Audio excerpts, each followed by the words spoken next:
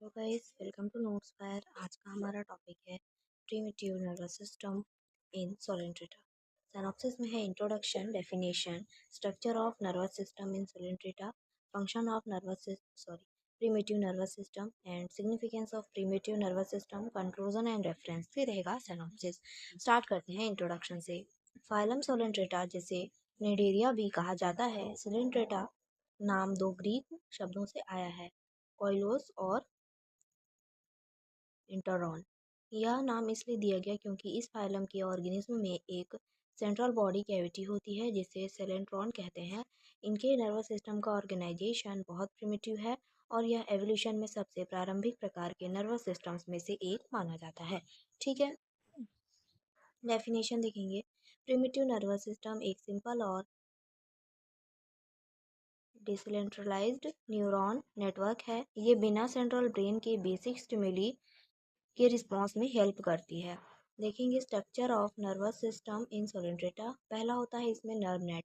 सोलेंट्रेटा में nervous system एक diffuse nerve net के रूप में ऑर्गेनाइज्ड होता है। नर्व नेट न्यूरॉन्स का एक इंटरकनेक्टेड नेटवर्क होता है जो पूरे बॉडी में फैला रहता है। कुछ इस प्रकार से जो सोलेंट्रेट होते हैं उनकी बॉडी में नर्व्स के नेट जो है ये स्प्रेड होते हैं बॉडी में, ओवरऑल बॉडी में ये दिखाई देते हैं। सेकेंड है न्यूरॉन्स। इसमें बाइपोलर और मल्टीपोलर न्यूरॉन्स पाए जाते हैं जो इम्पल्सेस को कंडक्ट करते हैं और रिस्पॉन्सेस को कोऑर्डिनेट करते हैं। इन न्यूरॉन्स के बीच डायरेक्ट साइनेप्टिक कनेक्शंस होते हैं। ठीक है, इस प्रकार से न्यूरॉन्स जो है पाए जाते हैं। टू टाइप्स ऑफ न्यूरॉन, पहला बाइपोलर न्यूरॉन और दूसरा multipolar neuron. Third, no centralized brain. Coelenterata में कोई सेंट्रलाइज्ड ब्रेन या नर्वस सेंटर नहीं होता। इम्पल्सेस का कंडक्शन डिफ्यूज रूप से नेटवर्क में होता है, पूरे नेटवर्क में होता है।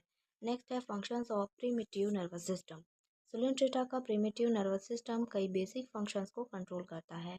पहला, locomotion and movement. Nerve net organism को कॉन्ट्रैक्शन और रिलैक्सेशन के जरिए मूवमेंट में सहायता करता है। फॉर एग्जांपल जेलीफिश की प्रोसेसिंग मूवमेंट इसी सिस्टम द्वारा कंट्रोल होती है। ठीक है। Second, response to stimuli. Nerve net basic response को कोऑर्डिनेट करने में मदद करता है, जैसे कि लाइट, टच और केमिकल्स के प्रति response. Third, coordination of feeding. Tentacles के मूवमेंट और प्रे कैप्चर में भी नर्व नेट मदद करता है, जो फूड कैप्चरिंग और इंजेशन में रोल निभाता है। ठीक है, इस प्रकार से जो टेंटेकल्स जो इसमें पाए जाते हैं ये फूड को कैप्चर करने में भी मदद करते हैं। Next, significance of primitive nervous system. पहला, एवोल्यूशनरी इंपॉर्टेंस। सोलेंट्रेटा का primitive nervous system evolutionary biology में एक महत्वपूर्ण स्टेप है क्योंकि यह नर्वस सिस्टम के डेवलपमेंट के प्रारंभिक चरण को रिप्रेजेंट करता है। Second, adaptive advantages.